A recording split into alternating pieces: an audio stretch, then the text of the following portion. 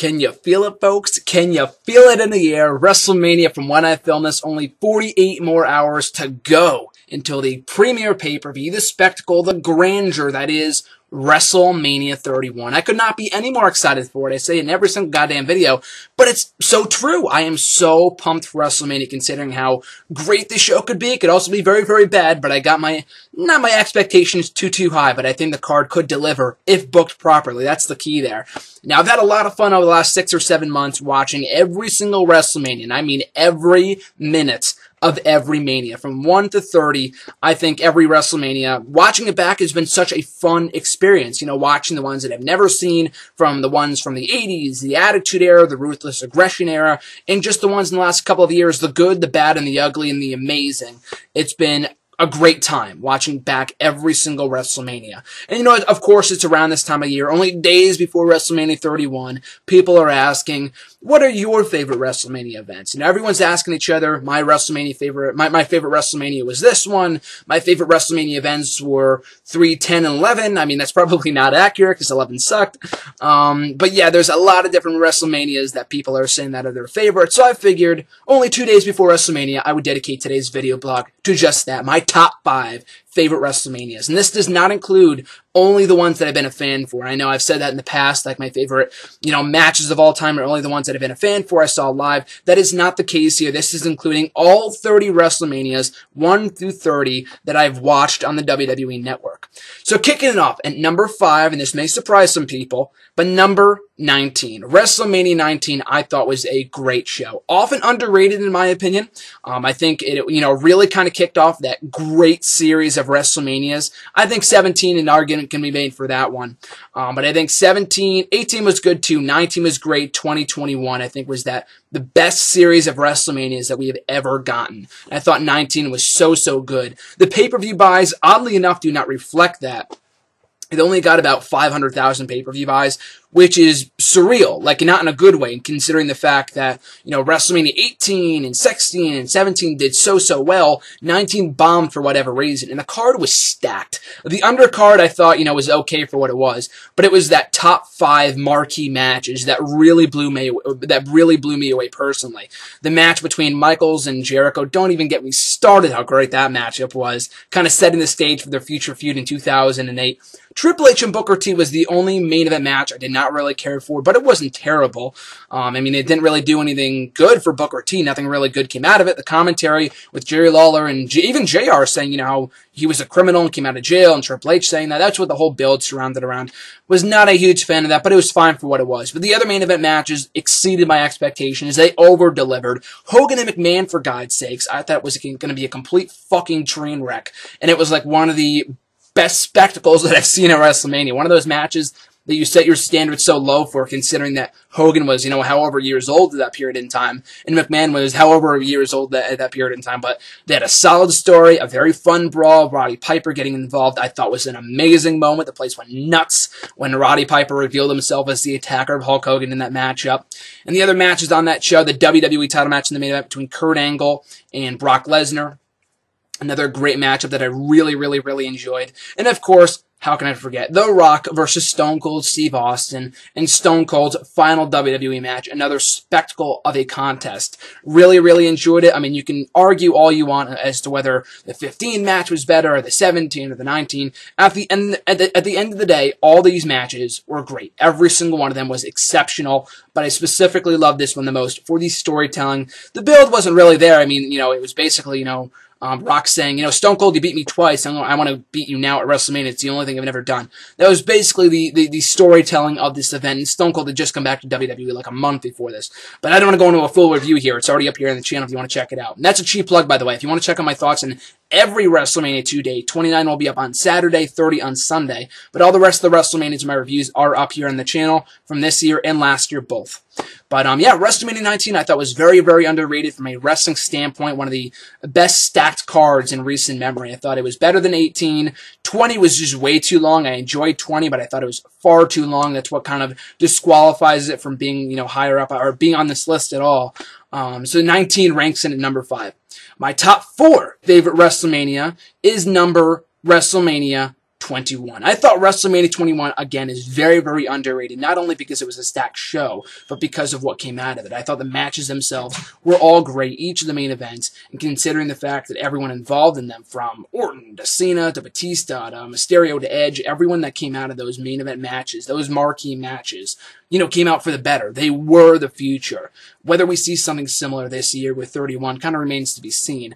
But for those main matches, anyway, you look at that, and, a lot of those people were not world champions before that event, or none of them were, from Orton, aside from Orton, of course, Mysterio, Edge, Cena, Batista. That was the foundation for the future. And the event itself, I thought, was great. A lot of people like to crap on the main event matches between Cena and JBL, which I can kind of understand. It was not a bad match. It wasn't great, but it wasn't terrible, though. Batista versus Triple H, I don't know why, but I really have an attachment to that match, that feud. I thought it was great from the build-up to the execution and the matches themselves, and I really enjoyed the storytelling in that main event between Batista and Triple H. I thought it was great.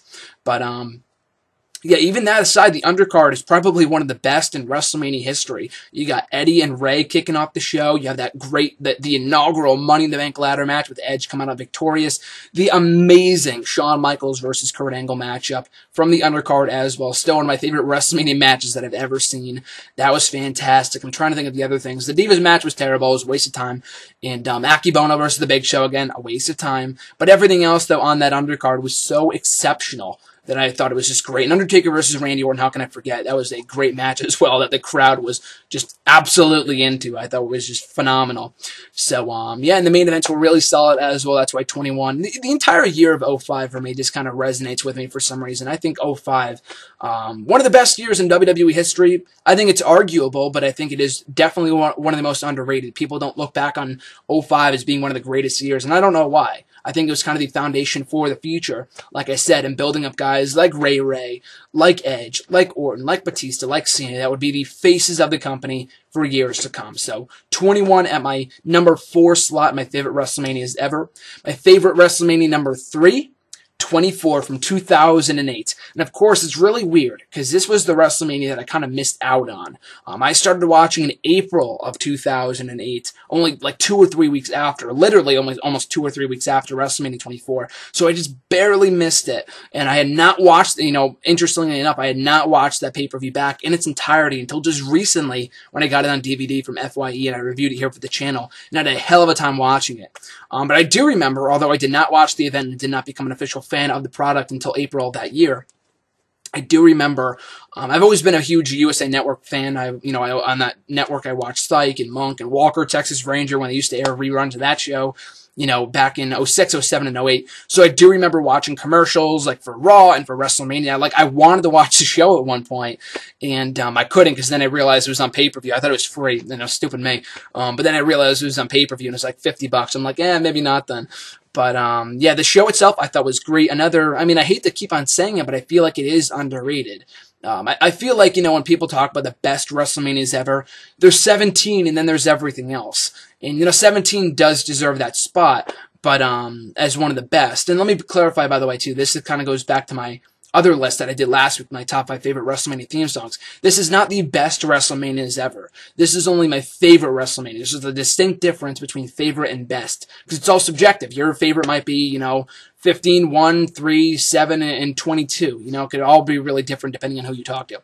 So there is a difference in that, but like I said, going back to what I was saying originally, there are 17 and then basically every other WrestleMania. In the minds of some people, like, nothing will ever top 17. And that very well may be true. But I feel like there's a lot of other great WrestleManias that rank right behind 17 that I'll get to in a minute. But I feel like 24 may not even be in the top 5 best WrestleManias ever. But just something, again, that just kind of resonated with me. I have that emotional attachment to this WrestleMania for the time that I grew up, and it kind of led into me becoming a fan only a couple weeks later. And Shawn Michaels versus Ric Flair, arguably the best match on that show. I thought that was sensational from a storytelling standpoint. And even from an in-ring standpoint, I thought it was great. And the Money in the Bank ladder match, still my favorite Money in the Bank ladder match to this day. I thought that was just absolutely spectacular. All Money in the Bank ladder matches are great, but I thought that one in particular was just phenomenal. We had that. We had the Big Show, even that match, Big Show versus Floyd Money Mayweather. And it's very well documented. I am not the biggest Big Show fan, no pun intended. But, that match I really over-delivered from an entertainment standpoint. So I love that match. Both world title matches I thought were great. for the WWE Championship between Orton, Triple H, and Cena. I thought, could have deserved more time. I mean, that's kind of the case with a lot of triple threats in WrestleMania history. But specifically with this one, I thought it was really, really good. And Orton came out victorious with a clean win, kind of establishing himself as a top-tier heel talent, as one of the best heels in that company at that time. And then the main event itself between Edge and Edge and Undertaker for the World Heavyweight Championship, I thought was another great match, made for a great moment with the streak going, I think 16-0 on that WrestleMania. Was it 16-0? I think it was 16-0. And him winning the World Heavyweight Championship once again for the second consecutive year at WrestleMania. So I think that WrestleMania on the whole was really, really good, especially, the Light It Up theme song like I talked about in my video blog last week, ranking my top 5 favorite WrestleMania themes by Rev Theory. Again, a great theme. Light it up. So hold on. That song. I think it's great. I'm no singer, so I apologize for that. But I think the WrestleMania itself was really, really good. And I thought, oh, wait. Again, people like to not shit on it, but it, kind of is remembered as the year that WWE went PG. And even in the latter half of that year, when they were PG, they had a lot of great feuds. And this WrestleMania was kind of the foundation for the 2 biggest feuds from that year, involving Edge and Undertaker. This was the first of many matches they would have in 2008. And Michaels and Jericho, believe it or not, that match, that feud kind of stemmed from this match. In that, Michaels and Jericho were feuding over the fact that Jericho thought that he was a liar. I'm not going to get into my favorite feuds right now, but, and kind of go into in-depth analysis of this feud. But Jericho called HBK a liar. Shawn Michaels was, feigning a knee injury. That's what caused Jericho to turn on him. And, that whole heel-face dynamic, making for one of the most memorable feuds in WWE history. But originally, that feigned knee injury came from Shawn Michaels' match with Batista from the Backlash pay-per-view, where Jericho was the special guest referee. And the whole reasoning behind the Batista-Michaels matchup was the fact that Michaels was the one who retired Ric Flair at WrestleMania. So, I mean, it's kind of a stretch, I know. But, if you really look at technically, that was kind of the foundation, kind of planted the seeds for that Jericho HBK feud that would carry us out throughout the remainder of 2008. So I thought 24 was great WrestleMania. Definitely go back and watch it. I thought, 2008, has a lot of fond memories for me because that was the year that I got into the product. But the WrestleMania itself had a lot of great matches from top to bottom, and including an awesome theme song. So my second favorite WrestleMania of all time, 1 through 30, is WrestleMania 30 itself. I actually have it right here because I'm going to be watching it again later to review here for the channel for Sunday. But WrestleMania 30 is definitely up there. I mean, if you want to call it the best of all time, I think that's a point can be made for that, along with 17. This WrestleMania 30, I mean, it's really, really weird. Because it's not like with the first WrestleMania that I have on this list, but because WrestleMania 30 kind of started out, the build was very, very lackluster, like it has been this year. I mean, more so this year than last year, but it started out like, I don't want to see this WrestleMania, it's going to suck, Punk just left, Bryan isn't in the main event, Batista won the Rumble, blah, blah, blah, blah, blah.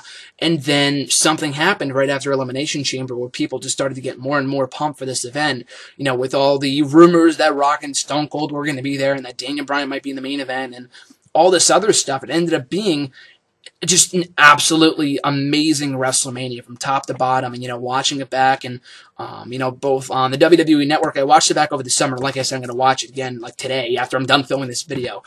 And even watching it live, I had fond memories of it. Was it the perfect card? Not by any stretch of the imagination. I mean, the Cena and Wyatt match was not terrible, but it was not good either. And Undertaker versus Brock Lesnar sucked, but it made for a moment when the streak was broken. That's what people remember that, that matchup for. Along with the Daniel Bryan versus Triple H match, I thought was absolutely great. Does not get the credit it deserves, in my opinion. The main event, in my opinion, like we talked about in my article with John at _John Stargan on Twitter, make sure to follow him. We ranked every WrestleMania main event in history, and that came in as a very close number 2 between HBK, or right behind HBK and Taker from 26, as the second greatest WrestleMania main event of all time. And, that WrestleMania just holds a lot of fond memories. And, the whole, the year of 2014 in wrestling was a giant roller coaster from, Batista winning the Rumble and people just being disappointed to Bryan being in the main event and winning the title, one of, if not the single greatest moment in WrestleMania history. And then the Warrior passing away only a couple days later, that really kind of upset me for a long time, for like that entire week. And, you know, even Ultimate Warrior, that was another great touch to that WrestleMania that made it very memorable and very, you know, historic and emotionally attaching for me, was that the Ultimate Warrior, one of my all-time favorite wrestlers and inspirations as a person, and from a wrestling standpoint, from a personal standpoint, you know, was inducted finally into the Hall of Fame that year. And that's another reason why I love that WrestleMania so much. So WrestleMania 30, my second favorite WrestleMania of all time. And again, this is not best WrestleManias, only my favorite. So just remember that, you know, while, you know, listening to my list here. Coming in at number 1, this should not come as any surprise to anyone that knows me well, that has known me for a while and has seen my tweets in recent weeks. My favorite WrestleMania of all time, WrestleMania 28. I thought it was just everything about it. I mean, the execution of the undercard was not great. I definitely admit that watching it back. The undercard, I mean, Big Show and Cody Rhodes, I was just like, ugh, this is gross. Big Show winning the Intercontinental Championship. The Divas match wasn't bad. It was just kind of a waste. You know, there's just a few matches in the undercard I didn't really care for. Kane and Undertaker, or Kane and Randy Orton, I thought was really, really good for what it was. But just the build. That's what WrestleMania 30, that's what kind of, that's why I said it was a close second, because it started out, the build wasn't great. With WrestleMania 28, the moment they announced Cena versus Rock the night after WrestleMania 27, it instantly became the most anticipated event of the year. And they built that up to be one of the most epic of all time. And unlike 27, it absolutely, certainly delivered. From an in-ring standpoint, it had a little bit of everything. And it really reminded me of 17. And I'll get to why 17 isn't on the list before everyone starts getting mad at me. But I feel like it was like 17 in the sense that it had a little bit of something for everybody. The Cena versus Rock match, an icon versus icon match. The casual fans, even if you're not a wrestling fan, that's why that WrestleMania is the highest grossing of all time. Because people that aren't even wrestling fans probably purchased that show just to see who would come out on top between Cena and The Rock.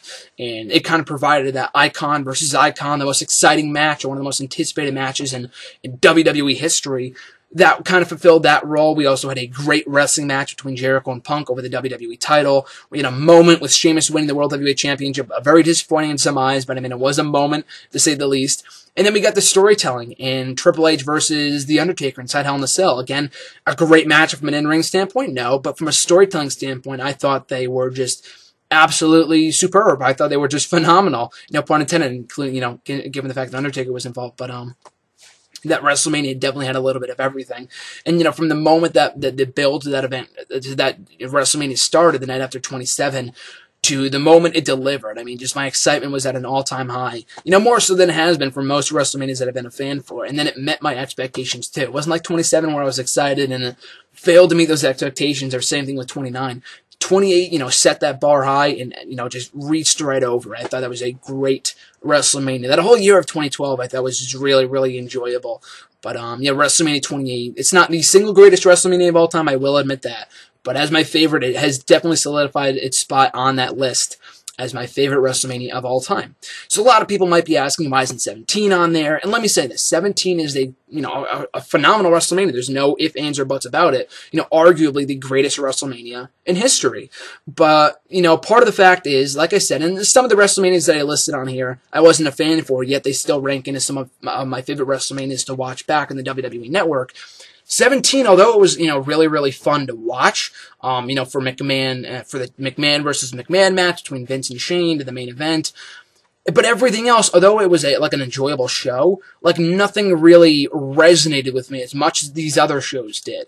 Like an exceptional show, sure, but the only really match that I was like, you know, absolutely pumped for was Rock and Austin, and maybe the McMahon versus McMahon match, and Triple H versus Undertaker, but everything else, you know, the undercard, I can hardly even remember. Although it was, you know, I'm not arguing that it's the greatest, that it's not the greatest WrestleMania of all time. I'm absolutely in agreement that it is, or one of, but it just didn't have that emotional attachment for me anyway. And like I said, all these lists are subjective. Your favorite WrestleMania might be WrestleMania 5 or WrestleMania 20 or 27, God forbid. But, you know, depending on whether you were there or what was going on in your life when you watched it, that's kind of, you know, a lot of the factors that go into these WrestleManias, or at least the last three that I've been a fan for too, actually.